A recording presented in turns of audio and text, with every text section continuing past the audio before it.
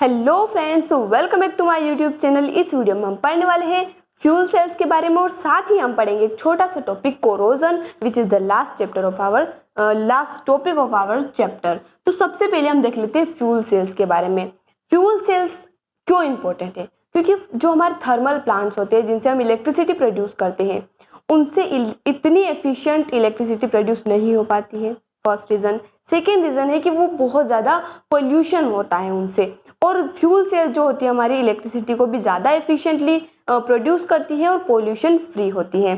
तो fuel cells क्या करती है? Convert the energy of combustion of fuels like hydrogen, methane, methanol etcetera directly into electrical energy. यानी कि जो फ्यूल्स होते हैं उनके कंबशन से इलेक्ट्रिकल एनर्जी प्रोड्यूस की जाती है। यहाँ पर हम हाइड्रोजन के कंबशन के बारे में पढ़ेंगे, साथ ही मीथेन और मिथेनॉल के कंबशन से भी इलेक्ट्रिसिटी प्रोड्यूस की जा सकती है। तो यहाँ पर एनोड पर हमारी क्या रिएक्शन होगी? हाइड्रोजन का हमारा ऑक्सीडेशन होगा। यहाँ पर 2H2 है, 4OH माइनस आयंस के साथ रिएक्ट करेगा तो हमें क्या मिलेगा? 4H2O, और 4 इलेक्ट्रॉन्स क्या किए? रिमूव किए, तभी यहाँ पर क्या हुआ? ऑक्सीडेशन हुआ। कैथोड पर हमारी रिएक्शन होगी, ऑक्सीजन 2H2O के साथ रिएक्ट करेगा और साथ ही 4 इलेक्ट्रॉन्स एक्सेप्ट करेगा, यानी कि यहाँ पर रिडक्शन होगा, तो 4OH माइनस आयंस हमें मिलेंगे। ओवरऑल रिएक्शन की अगर हम बात करें तो हाइड्रोजन और ऑक्सीजन साथ में रिएक्ट करके क्या बना रहे हैं? वाटर बना रहे हैं। तो फ्यूल सेल्स जो होते हैं वो 70% ज़्यादा एफिशिएंटली इलेक्ट्रिकल एनर्जी प्रोड्यूस करते हैं as compare to thermal plants. Thermal plant से क्या होता है? 40% एफिशिएंसी से इलेक्ट्रिसिटी प्रोड्यूस होती है। और हाँ, अपोलो स्पेस प्रोग्राम्स जो होते हैं उनमें भी इसी की वजह से इलेक्ट्रिसिटी प्रोड्यूस की जाती है। सेकेंड है हमारा कोरोजन। कोरोजन क्या होता है? ये हम 10th से पढ़ते आ रहे हैं। कोरोजन यानी कि मेटल की सरफेस का क्या हो जाता है? ऑक्सीडेशन हो जाता है।